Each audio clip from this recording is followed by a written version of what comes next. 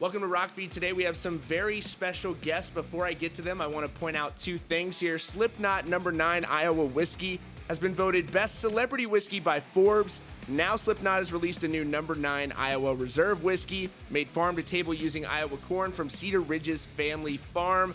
This isn't a gimmick whiskey like many others. Every detail is directly overseen by Slipknot in partnership with Iowa's Cedar Ridge Distillery. Get it shipped to your house now at roselleparkwines.com. Also, Cherry Bombs, a rock and roll entertainment group with elements of dance, aerial arts, fire breathing, and other entertaining but dangerous feats that I could never do. Okay?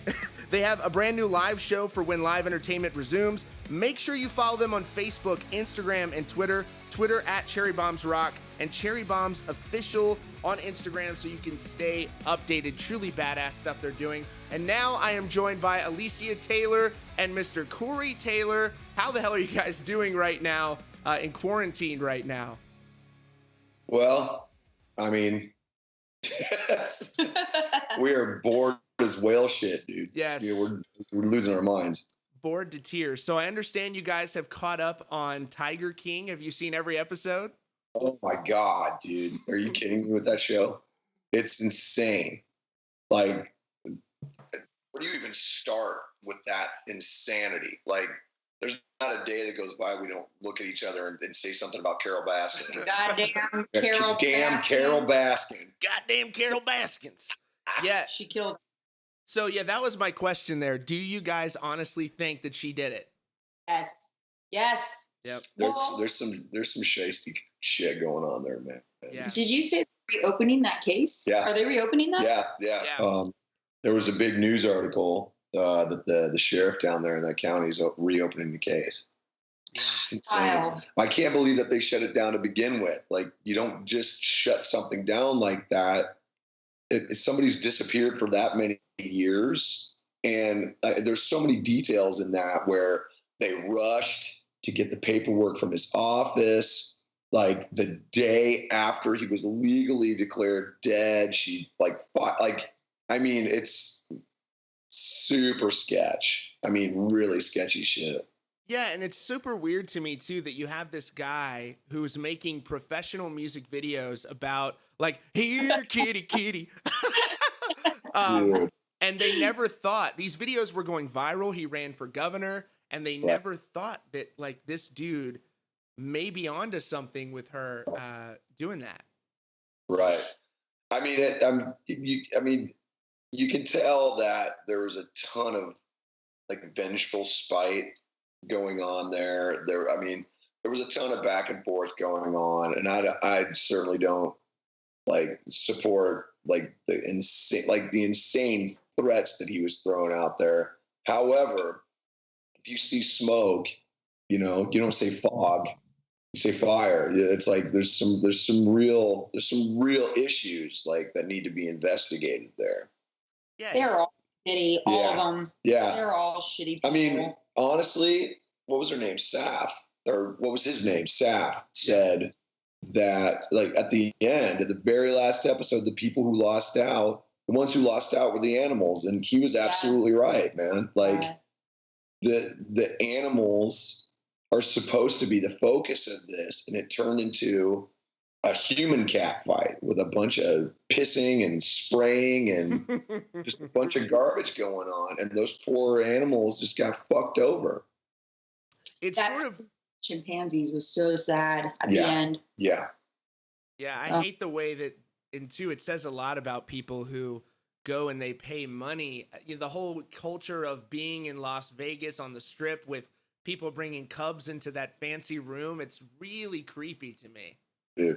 Then there's a lot of it, and obviously we live here, so we visit the madness, but we don't live in it. So when we do go down to the Strip, I mean, it's like you crossed into another dimension. Yeah, dude. It's so gnarly down there. We're in and out. Yeah, we get the fast. fuck out. Go in, like, see a show, quick. and then we're like, bye.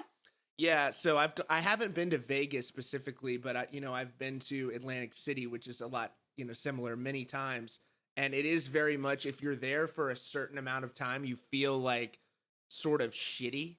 and you want to leave. At least that's how I feel. I'm like, I want to go home. I don't like this. Right. It's dark. It's super dark.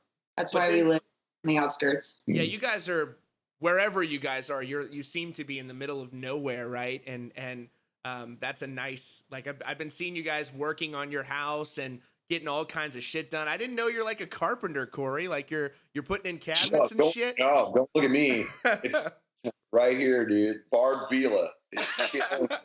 Like I've never seen anything like it, dude. Within like 4 hours of a conversation of her going, you know what? I can't find a table that I like. I'm gonna build one. She had schematics. She had ordered the materials. She'd ordered the tools. She'd ordered a saw, a table. I mean, dude, and I'm like, I was blown away, dude. And that thing is dope. Like I helped her. Like I basically held the flashlight. That's all I did. Like, all right, I'm not messing anything up here. She killed it. I'm pulling this up now. This is on your Instagram, right? You've got a picture here of it on your Instagram. So this is like the table you did in the back. For those of you who haven't seen, this is like, I'm a fan of this kind of shit. I've got it up on the screen now. So this is in your like backyard, and it's this badass picnic table. Right. I can't build anything. I can't even build like, I can barely change my underwear every day. Like I have fucked up IKEA shit that comes with instructions that come like no tools needed. I put those not tab things in the wrong spot. There's always a fucking piece that's reversed, and I'm like, why is it uneven? Why the fuck is this? What the hell is going on here? Yeah, it's. You helped with the handles in the kitchen. We changed out all the hardware. Okay, yeah. But what happened with the second handle that I tried to put in? I put it in backward. Yeah, on the other side of the table. Yeah, I'm not mechanically inclined. So you guys sort of, somewhat recently, I guess, moved into this new place, and you've been gone so much. It must be sort of nice to be able to finally get shit how you want it to be exactly, right? Yeah, I mean, we didn't realize how unlived in our house was until we found ourselves like home for for real home. Yeah. She had a tour, I had a tour. All of that stuff got postponed, and we just looked at each other and we were like, well, this is exactly what we wanted. Yep. I mean, let's make the best of a bad situation and focus on the house. So we've really been, I feel like we've ruined our house so far. Like we've barely even unpacked, we've been living out of boxes. Yeah. Like so it's we're still putting things in their place, and in a weird way, this is kind of a good thing for that. It's been great though. She's been, I get included in some of the decision making. So of course. She's just got a better eye. And I come in and I go, and then that's it. And then we're off to the races. And then I lift heavy things. That's what I do. Yeah. I lift the heavy things. But if you hate something. No, you just find a different version of it that I don't hate. Right. So is there like a place in the house? Like, are you into video games or anything? Is there like I have like a little room, an above garage room where it's just like a gaming room or something. Do you have anywhere for you where you go and do that? I mean, I have an area that has been designated my own. It just hasn't been touched yet. It's where, it's that, honestly, it was the first room that was set up in the house. And and she surprised me with it. Like she hung up all my vintage movie posters. My 1980 pinball machine was put in there. It's basically the media room, but it became the Taylor Cave basically, and which is it's super cool. But now it's a rehearsal area because we're building a casita to have rehearsals for both of our acts, and it's not done yet. So I've got a bunch of gear set up in there that I've been bothering the neighbors with, and but yeah, I mean we haven't really set up the video games. She's more of the video game player than I am, man. Like the only time she really plays is when Griff is here. So right, yeah, just too busy. So with setting all that stuff up and having a rehearsal space, what does that look like for you? Is that something where you are, are you like building a stage in there? I have no frame of reference. That sounds really cool. No, God. This is, here's the stage. Well, no, but here's the thing. Cherry Bombs is so fucking involved.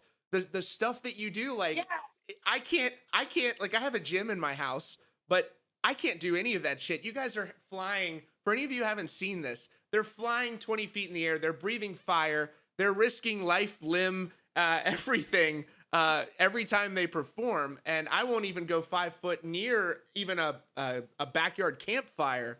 So how do you rehearse that? Well, our casita that's being built right now has high enough ceilings, so we're actually able to rig in there for our aerial apparatus. Yeah, we made it specifically for that, but it's not massive, but it's big, just big enough that they could do it. And how big is it? Like 20 by 25 by 15 or something? It's 15 by 35. 15 by 35. So it's not super huge, but we don't need it to be, you know? We need it. No, sorry. Yeah. Tell me about the new live show that you guys have set up. I don't want to speculate on when this will be over, but it will be over at some point. Tell me about the live show that you guys sort of had planned, what you can share so far, because I understand it's pretty badass. Yeah, we were set to go on tour in May, and the show we were going to debut during that time is a show that we've never done before at all. It has a storyline with it. It's an hour and a half long, so it's a headlining show. It does have an intermission, but what was cool about it and the way I wrote it was there's key players in it, and it kind of takes you along from piece to piece, whereas previously we just kind of did song to song. Yeah, song to song to song to song. This actual show has, a thing that will take you from start to finish, where things at the end you're going to think about things that you saw in the beginning, go, oh yeah. And there's characters and loose storyline, nothing too heavy, nothing too artsy fartsy, because we want people to have fun, but at least it keeps them engaged, And there's video production in it and lots of other production that I'm adding into it that we've never done before. And there's a guy in it actually, which we've never performed with a guy before. So we're really excited about that. Is this like an everyday guy, like just like a fat guy like me? Like, could I audition? No. Well, first of all, you're not fat. Oh, please! Don't bullshit me. And this is actually he's a fire performer. Oh wow! And anybody that's been following us knows that my cast rotates, right? So I don't have like set girls. It's not like a band where it's like those members and those members only forever for all time. So I have like a roster of about 12, 13, and whoever's available goes, or whoever has the skills that we need for this particular show, they go. So so this particular male role is a fire performer, and he's dope and he's great, and yeah, it's pretty cool. But it's a real like hodgepodge of rock and roll songs. It's from like all different genres. So if you're if you're a rock and roll fan, I think you're really going to dig the show. It's just this way and that way and everything in between, Yeah, rock and metal too. And so the other thing is, how did you get into like the fire and all that sort of stuff? That seems really like something.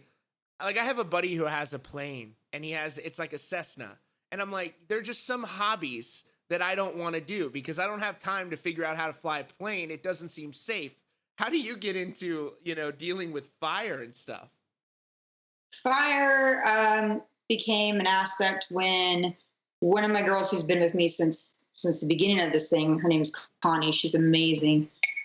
She trained, she came up in the circus world, and she actually trained under a magician. And so she came knowing aerial and fire.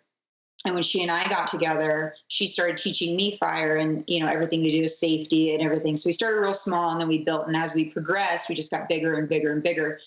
And so she's really the reason why we got involved with the circus art aspect, because I was more dance oriented.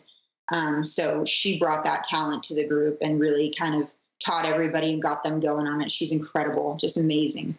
So, and then we were like, fuck it, let's just, try all these things with fire, and let's set this on fire, and let's do this. So, yeah.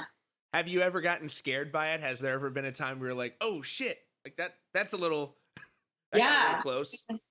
The first time you go to eat fire is like terrifying, right? So for anybody, I think. So the first, you're like, I mean, you're like, and you like bail out 30 times, but you just, with the proper training, you just got to do it, and then you do it, and you're like, okay, I got it now. So yeah. But yeah, I'm definitely scared. So Corey, have you tried any of that stuff? Have you done any of the No, I'm not nearly as brave as she is, man.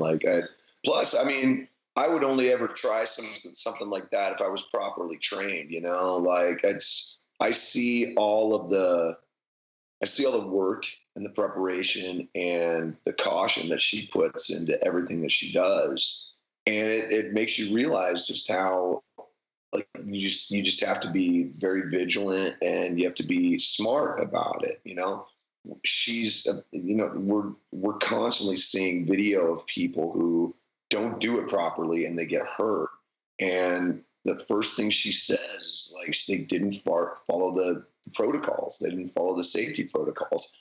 And she's absolutely right, man. And it's because she's cautious. She respects the fire, and she respects the rules that go into everything, that they've been able to maintain a very, very safe work environment. And to the point where even the fire marshals who come in for their shows, they're just like, you guys are covered. You guys, there's nothing we really, really need to say anything about here, because you guys have got all the basics. That this isn't something frivolous that you can just throw around, man. It's the real deal. Like that fucking challenge where people are fucking stupid, dude. Like, it's just deodorant.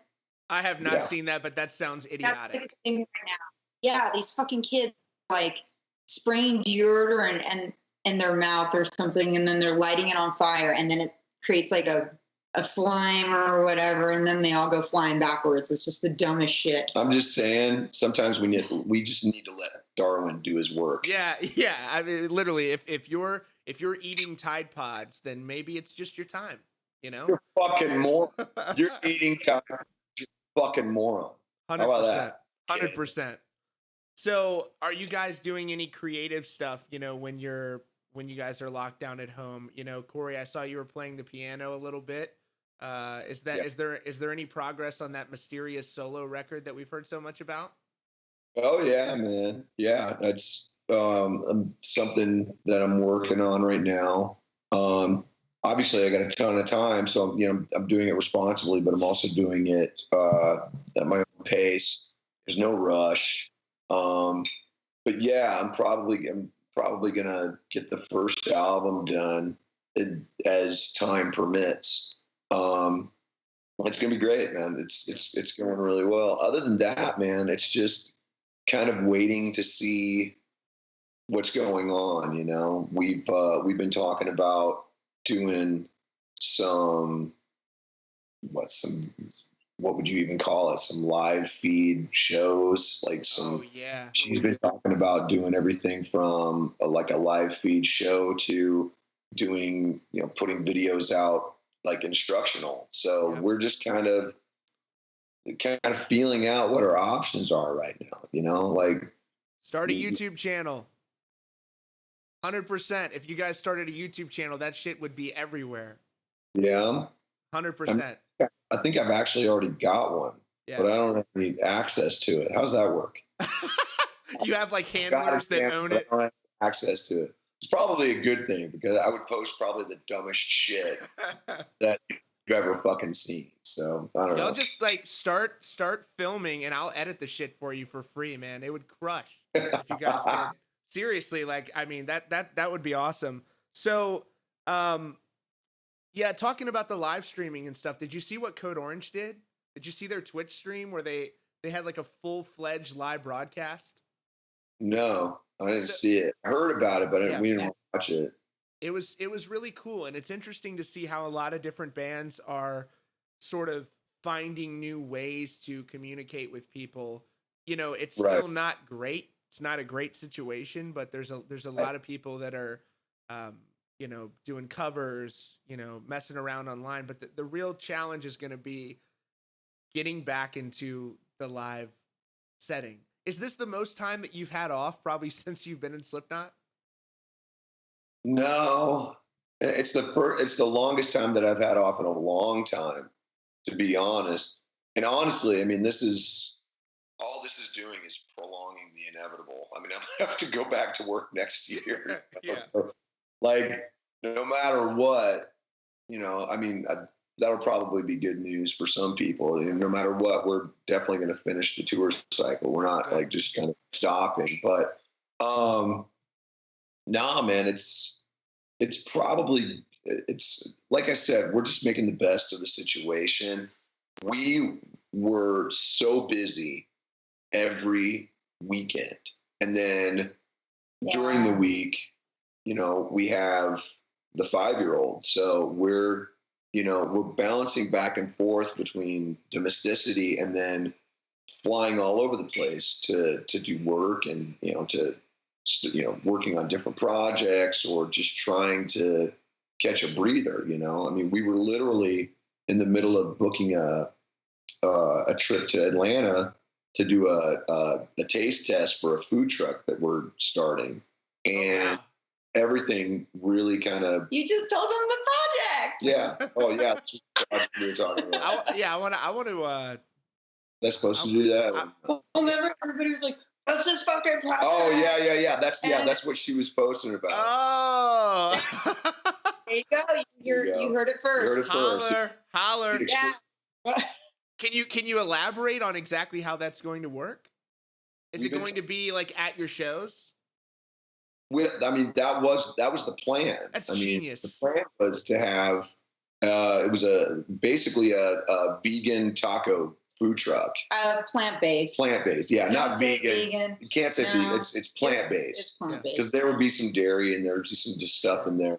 But like beyond meat type stuff. Focus was flavor, not just content. You know, like we didn't want it to come off as, because people talk about vegan, they can become very pretentious. And for us, it's just about, look, we're fat asses, man. We just want to eat. We want some fucking food. We eat everything. This was a way for us to combine that with, you know, maybe a healthier. Yeah, exactly. Yeah. Because a lot of people don't know this. We went plant-based. What, 9 months ago? In August? Yeah. August, September? September. Yeah, you went in August. I did it in September. Yeah.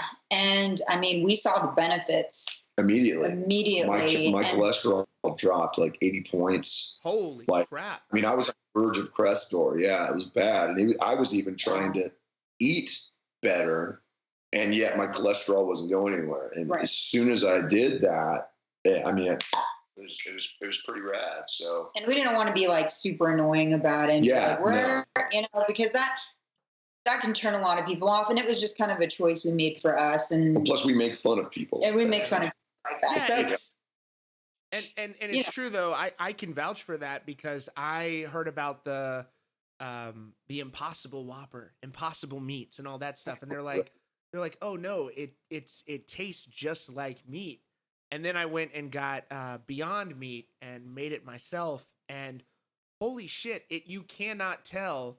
And everyone can agree that eating less red meat is good for you. That's been proven and proven and proven.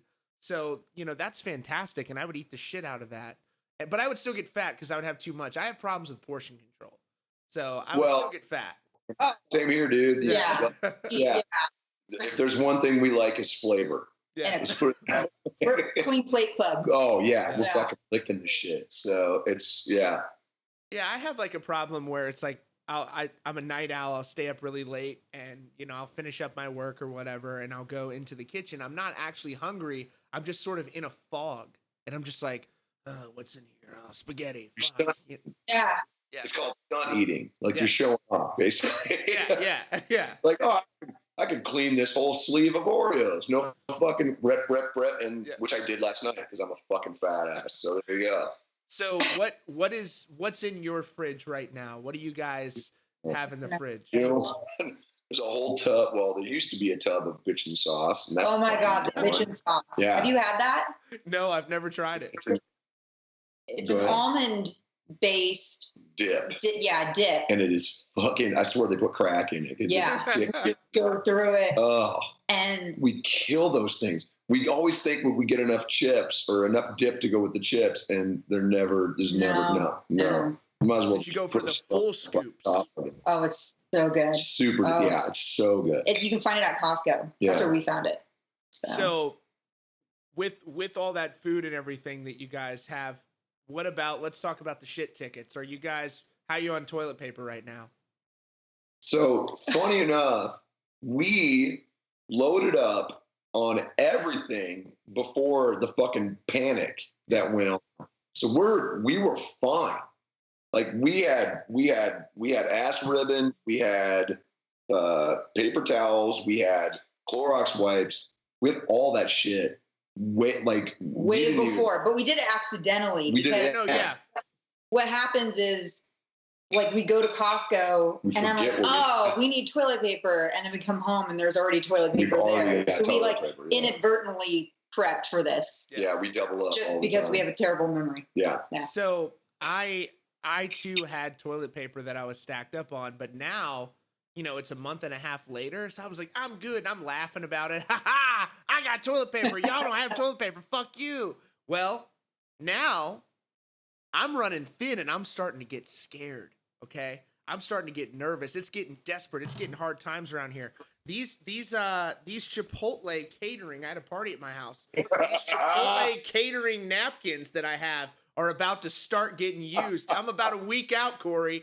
I'm about a week out. It's getting scary. The dashboard of the car, like, what napkins do I have? Right. Yeah.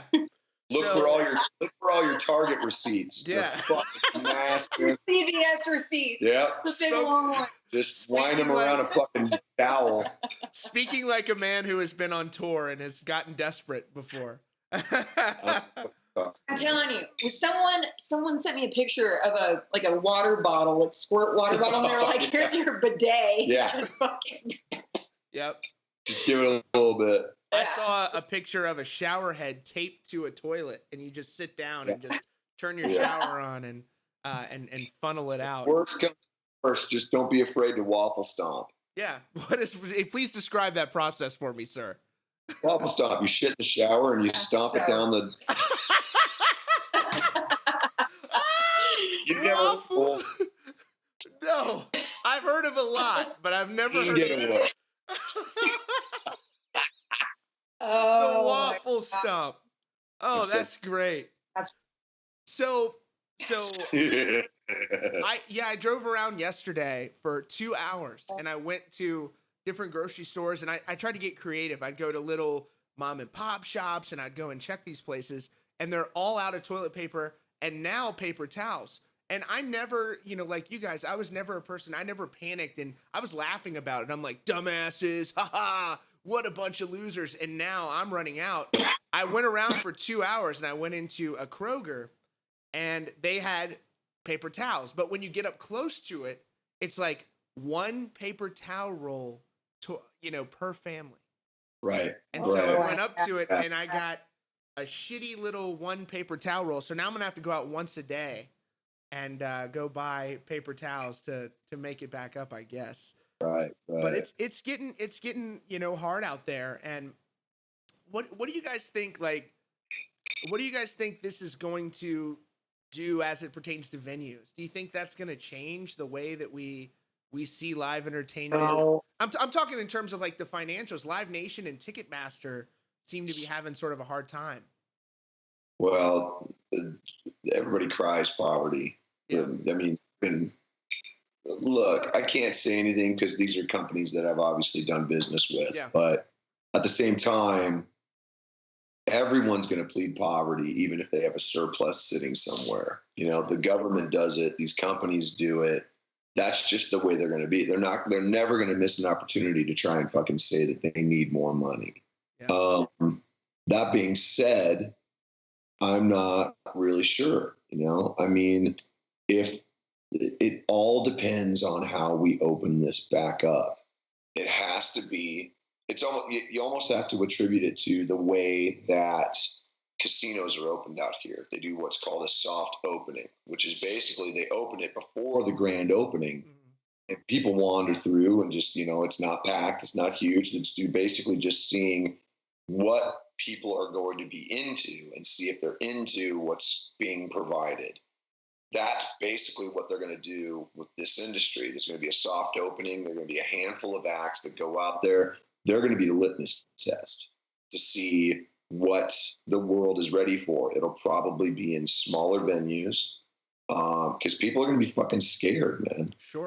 Or maybe outdoor venues where it's, people don't feel like they're confined. They don't feel like they're too stuck together. They're, because there's going to be a sense of paranoia for a while, even after there's a fucking medicine developed or a vaccine.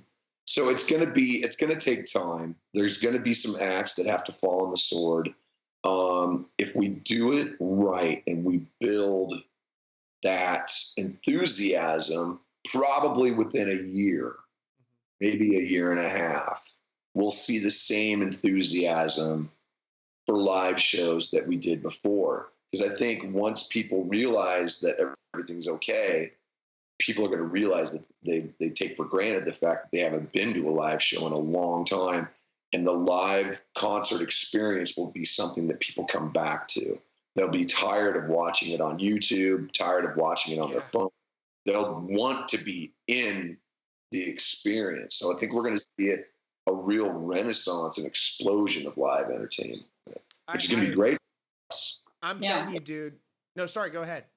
I was just going to say, you just don't want to do it too soon, you know? You don't want to force people to feel like it because then nobody's going to show up. Well, not only that, but you also don't want to start this all over again. Right. Exactly. You don't want to be, prematurely getting out there and opening everything up. And I just don't think we know enough about this stuff, this virus and how it is and how it acts. Is it seasonal? Is it not? How many meters are you away from somebody if they cough? We just don't know enough about it to put together a game plan yet. Yeah. I think the priorities should absolutely be worrying about the businesses that affect the economy the fastest. Yeah. And then kind of concentrate on that first and then worry about what the live, because we're going to be able to adapt and find ways to entertain people even in a weird situation like this. However, when it comes to not so much retail but food service, restaurants, health service, hospitality, that stuff, we need to start from the ground up and really help. Like a lot of the companies that I work with that we've been donating money to for charity that to provide for the relief obviously goes to a lot of the healthcare workers. But at the same time, there's several funds that you can donate to that help stave off the depression that retail and the food industry are really going through right now. So really, it's everybody. Yeah, it's everybody. Yeah. So yeah, and so I'm curious about, you talk about how we can modify things. One of the things we know for sure is that the big shows that you typically play, those shows are probably going to be last to begin to occur. But we also know that what the CDC is going to do by these guidelines they've released is they're going to slowly scale up the group or numbers of people. Much sooner rather than later, you're going to have situations where they're like, 100, 150 people may be able to gather in these certain areas of the country. Is there any possibility that we could go back to those early 2000 days where you have 9 crazy maniacs and Slipknot on a tiny stage? You just made my back hurt. You just did. Yeah, but that was different. There was I don't know, maybe. It helps when there's a room that long where we can get all of our crap in. That's the problem. We've got so much crap now that we would have to scale everything. We'd have to go back to Guitar Center. Oh, yeah. And start finding shit that we could fucking, like, Clown, you take that kit and just Frankenstein it, and then we'll just put it in there. You know you can't. No, you can't shit on it. Just it'd be funny. It'd be insane. But I mean, we'll basically. I think what we'll probably do is we'll try, because we've actually talked about doing something like that for years, awesome. Like doing a throwback show and doing a throwback show in a way where we wear the old gear as well. So, but that's. I mean, I don't know. That's few and far between. We have to make sure that we could do it in a safe way, obviously. Not just from a coronavirus fucking standpoint. I mean, that would be like insanity, dude. Like, yeah. But, I mean, we'll see. I mean, it'd be insane. And obviously for people watching, we're talking about if this was allowed to happen and the experts and the health experts signed off on it, we know that, you know, smaller gatherings are going to occur. So this would be like a super exclusive small show. And I think that maybe some bands could do that. But again, we don't know what's going to happen in the future, to be perfectly honest. But holy shit, that would be amazing. There will be some time when small shows will be allowed to happen, and it'll be sooner than the giant shows. So that would be nuts. And I would pay triple price to see that. That's crazy. So have you heard from any other musicians? Have they reached out and talked about how they're doing during this time? You know, I know that I've talked to a lot of people and they're just hurting right now and it sucks. I mean, I reach out to all my friends and make sure that they're all doing okay and stuff.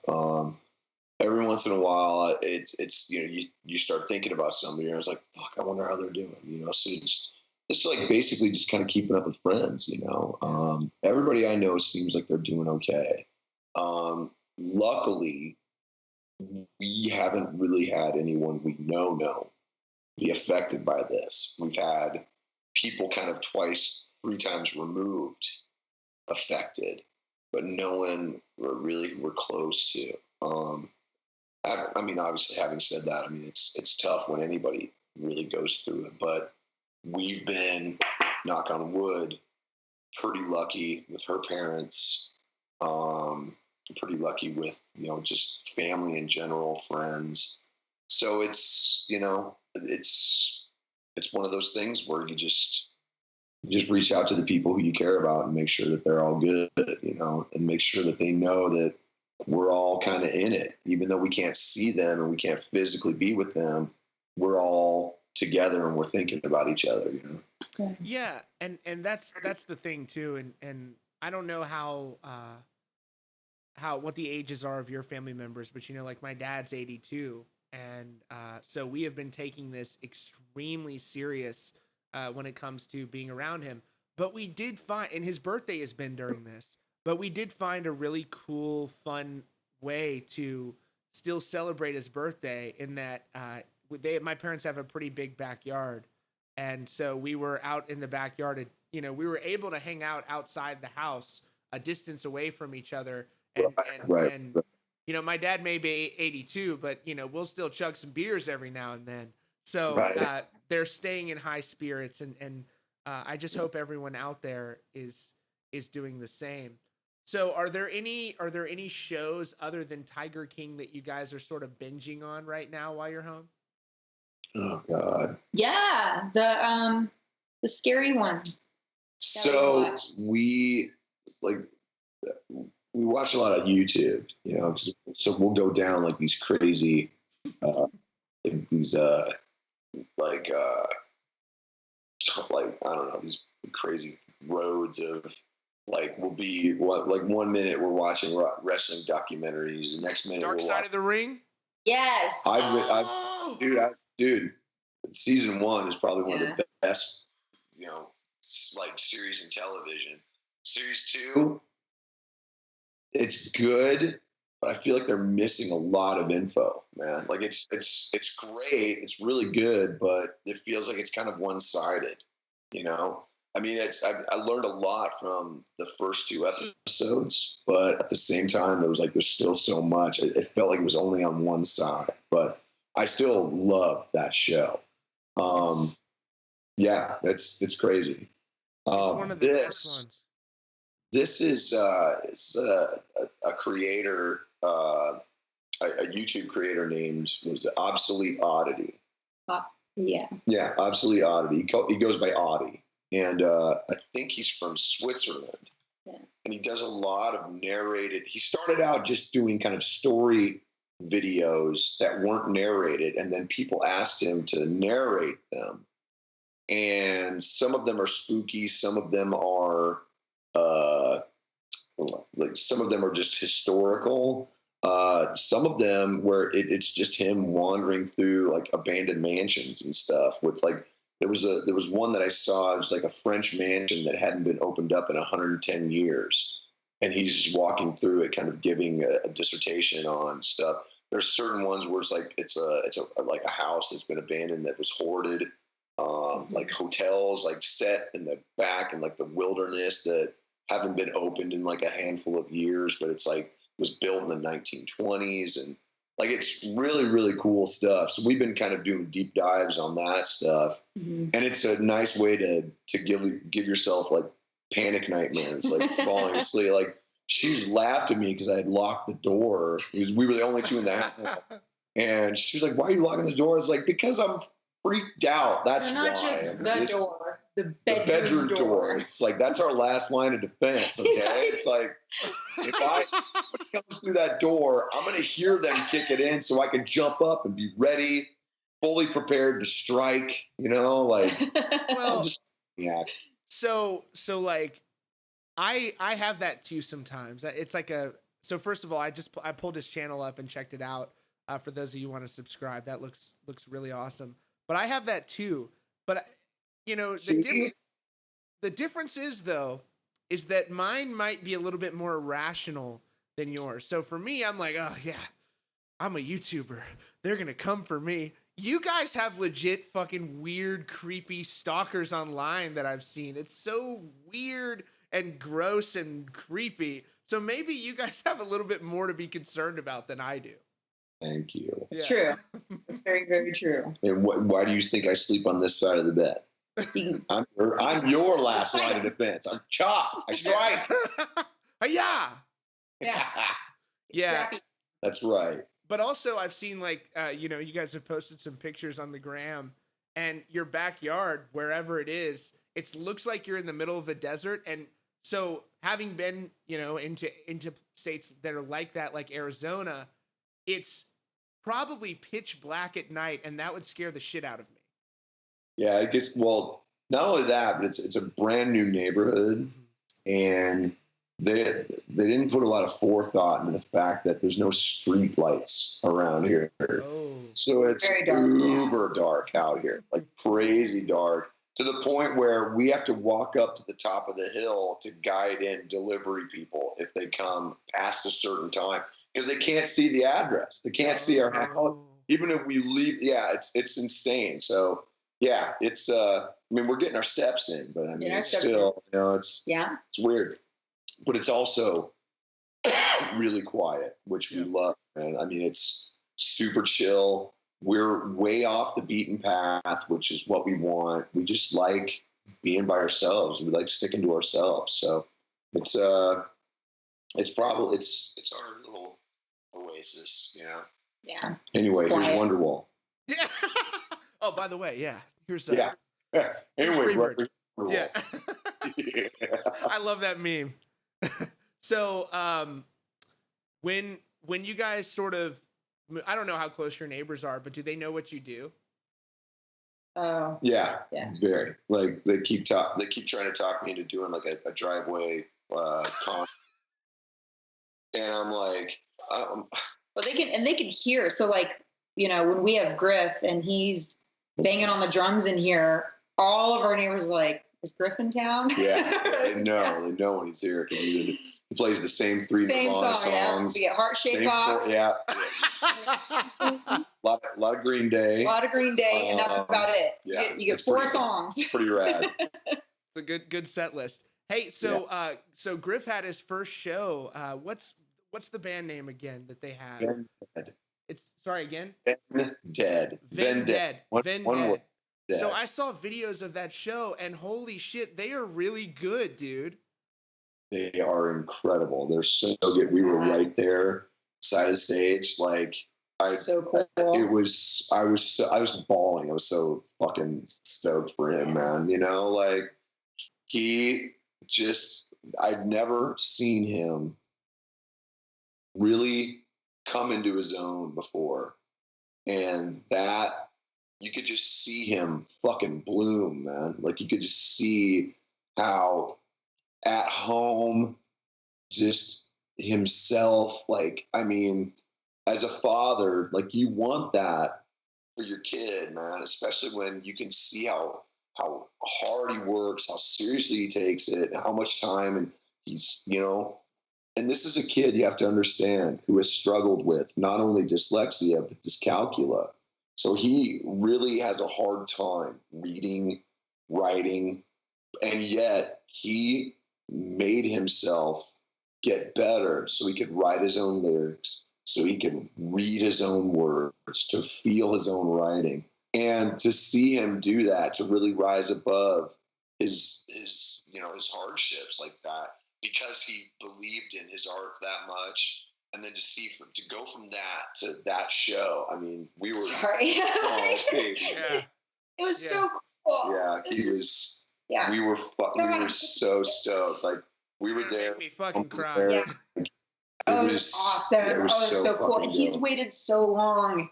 You know, they had never played a show before. So to hear him talk about it up until that point, you know, we're going to do this and we're going to do that. And his excitement for getting ready for his first show. I mean, when you do shows so much, sometimes you forget. Yeah, you really.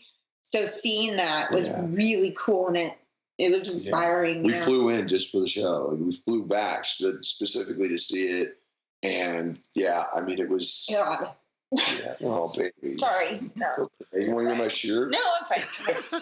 We're out of tissue, sweetheart. I get emotional. No, that hit me right in the feels too. And so they were so good, and they're getting a lot of support from people, because here's the thing, it's not that it's like Slipknot 2.0 or anything. They've got their own sound, their own aesthetic, and they're legitimately very good. And so I love that they have this sort of really dark aesthetic to them, and they focus a lot on image, and they focus a lot on the creative part of it. But they were so raw. I wasn't there, but usually if a live performance translates well through a cell phone, you know that it's just going off in the room. Yeah. So they were so tight.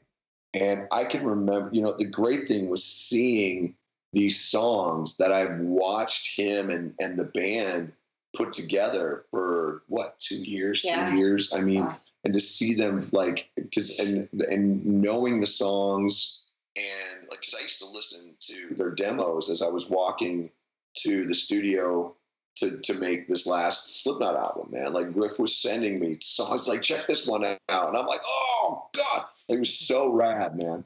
To really see them finally kind of put that into the fruition it was awesome. So I've got they've got an Instagram right here, right? I think.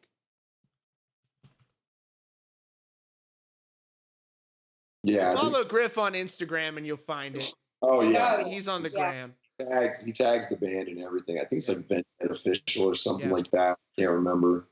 But yeah, it's special. They're going to be special. So with you guys, like sort of as mentors too, what advice have you given him? Because I know that they've been working on this so long. I think they've already recorded stuff, but they're doing it right. They're not just rushing it and just throwing it up online. They really seem to be very much planning, dropping all this at the right time. Right. Yeah. I mean, it was me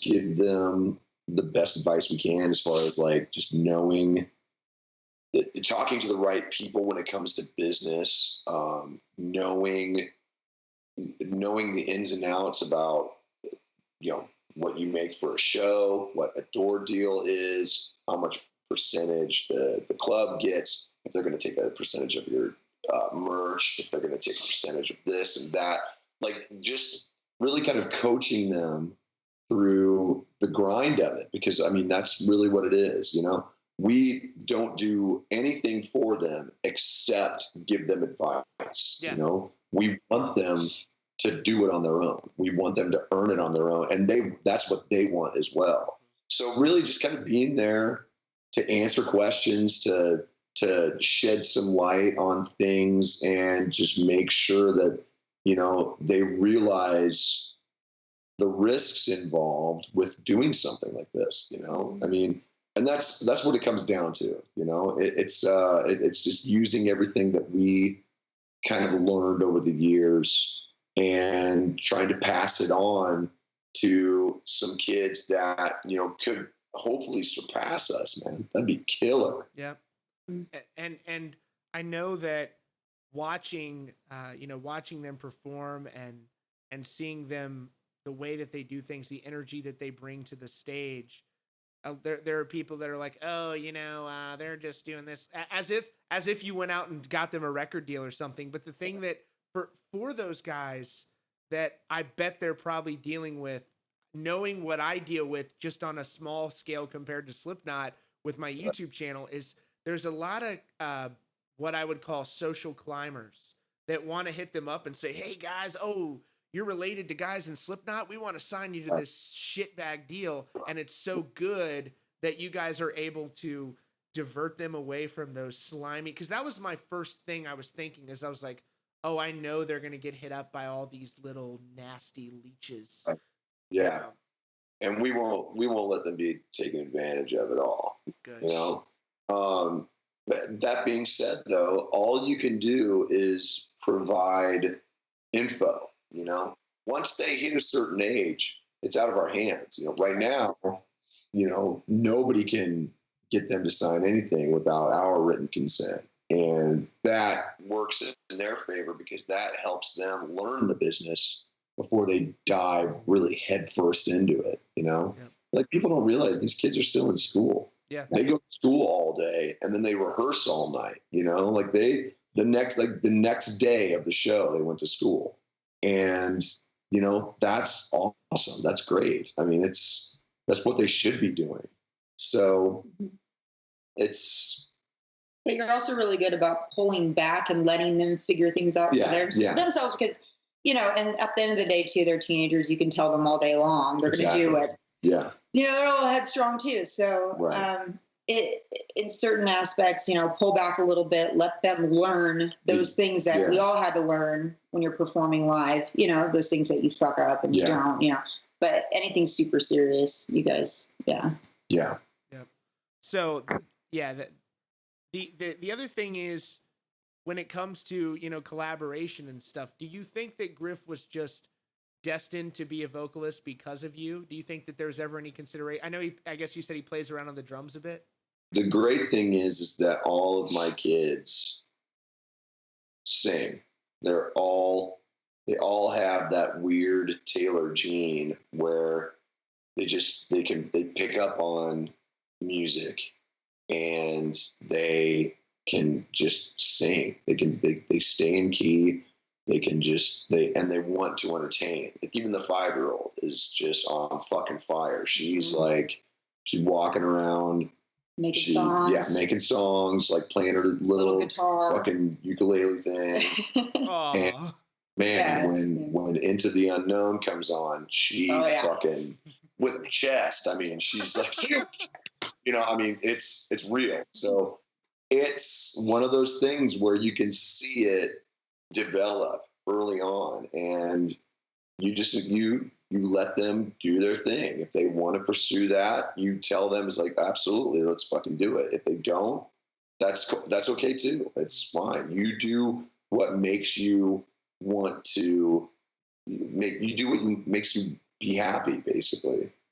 I wish everybody had parents like you, because, you know, the way that you described supporting people, and, you know, I was fortunate to have that too. There were probably so many times, I mean, I'm sure my parents would admit this, where they looked at me and they were like, God, what a fucking loser. But they supported me anyways.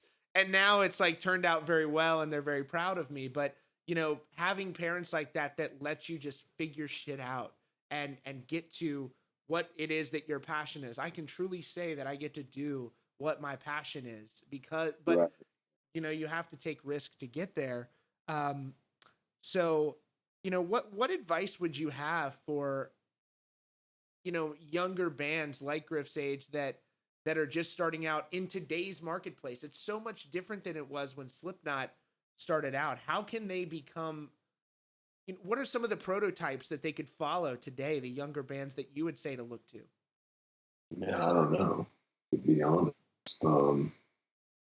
Because I mean, there's still the underground where it's all about playing live, like creating your own thing. I guess it's the benefit now, if there is one, is that the control is really kind of in your hands. The technology has made it so you can create your music and get your content out there, and you can control all of those streams if you want to. Like the old system, it isn't antiquated, but at the same time, it seems like the slower way to do it. However, it also feels like more of a risk because there's no guarantee. You don't immediately see how you're reciprocated for the work that you put in.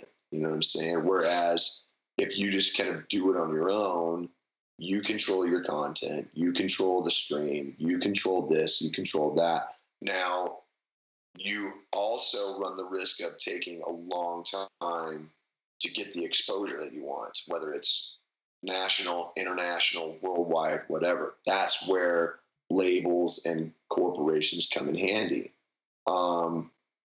But at the same time, it's like there's no guarantee that that'll happen either. So it's like it really kind of comes down to what you want to do. So I don't know. I mean, honestly, at this point, my only advice is still this same advice that I've been given for 20 years. Learn to do it live. Learn to do it live. Learn to do it well. Don't cheat it, and just fucking do it right.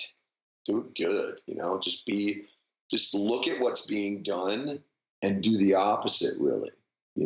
Because that's how you stand out. You don't stand out by just doing the same fucking shit.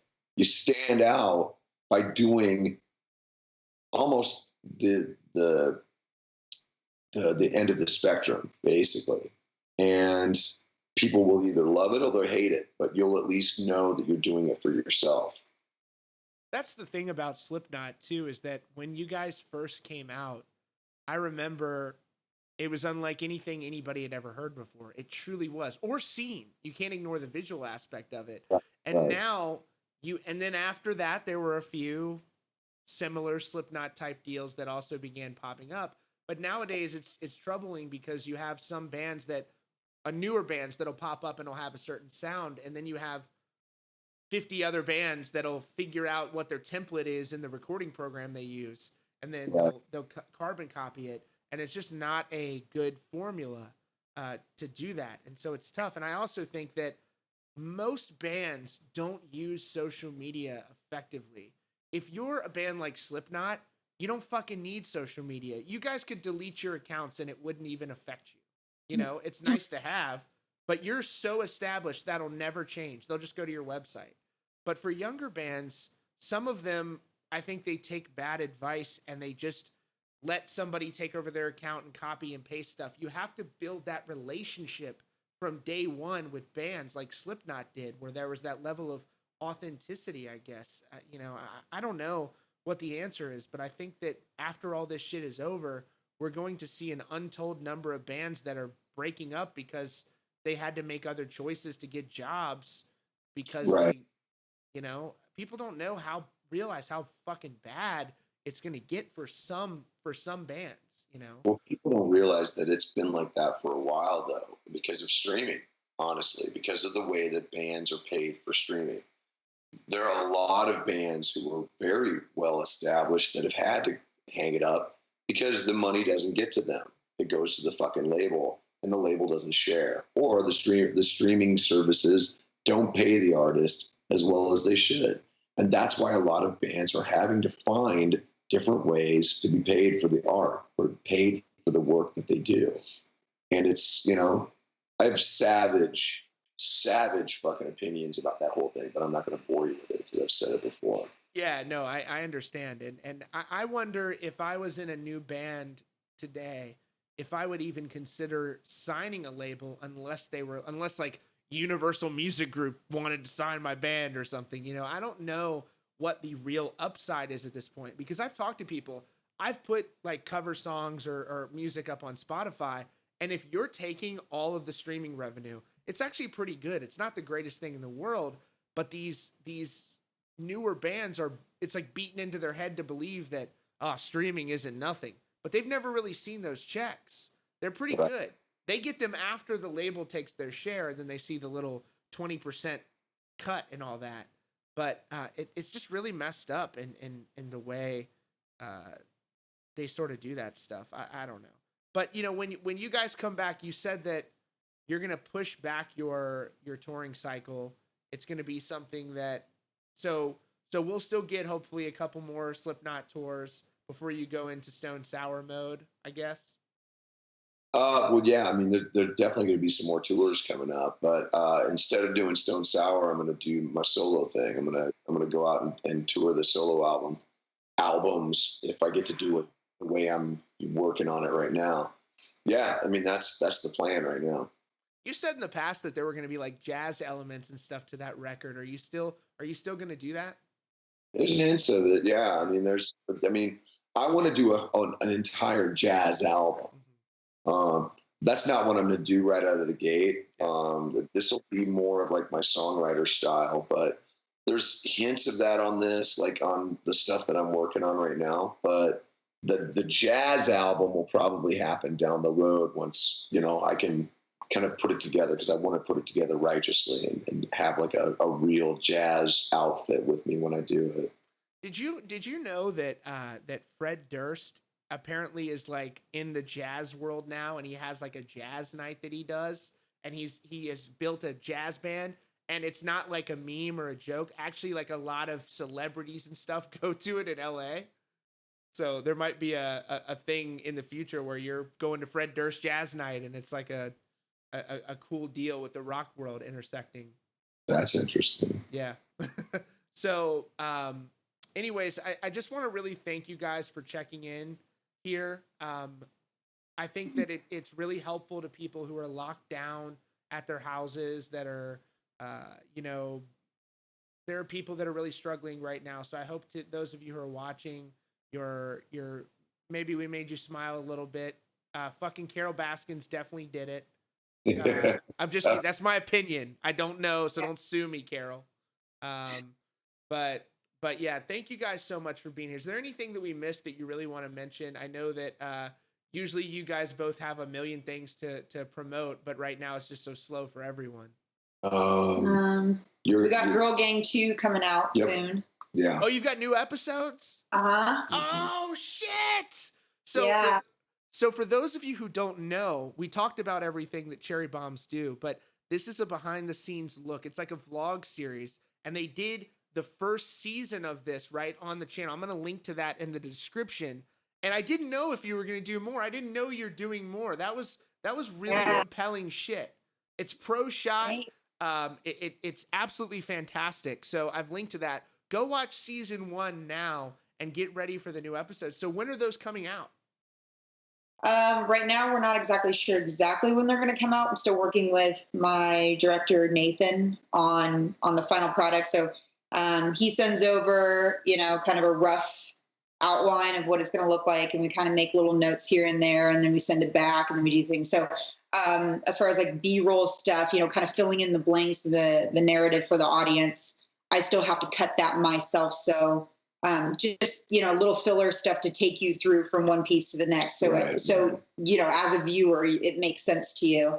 So I still got to do that, but I mean, I got to get on him, cause we haven't talked in like a week or so, but, hopefully I'd like to start releasing it early May. Yeah, in a couple of weeks at least. But I'd like to take some time to promote it as well because, yeah, we had a good reception on the first one, and the second one is going to be cool because it's going to be focused on Knotfest actually on South America. So there's some crazy footage. Oh, I know what you're talking about. Yeah. So he's like, these girl gang episodes are getting wild. I was just talking to somebody. About that whole deal down there back in December. Yeah. That was. I remember I was in Europe when that happened, and people were sending it to me. And normally when like shit happens at a show, it's just kind of funny. Like, oh, this like Shaggy 2 Dope came out and drop kicked Fred Durst on stage. Ha ha ha. We had fun with it. I saw that and I was fucking terrified. I was like, oh my God, that is scary shit. And I'm so glad that everyone was safe. Yeah. So we touch on that a little bit. Yeah. But yeah, definitely.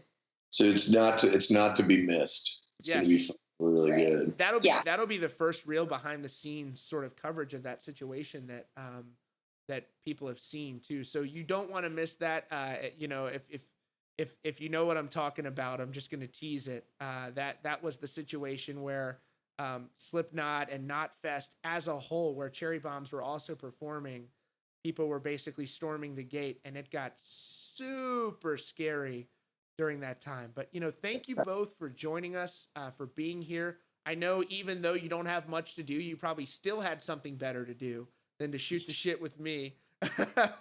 So I really appreciate it, guys. Thank you so much.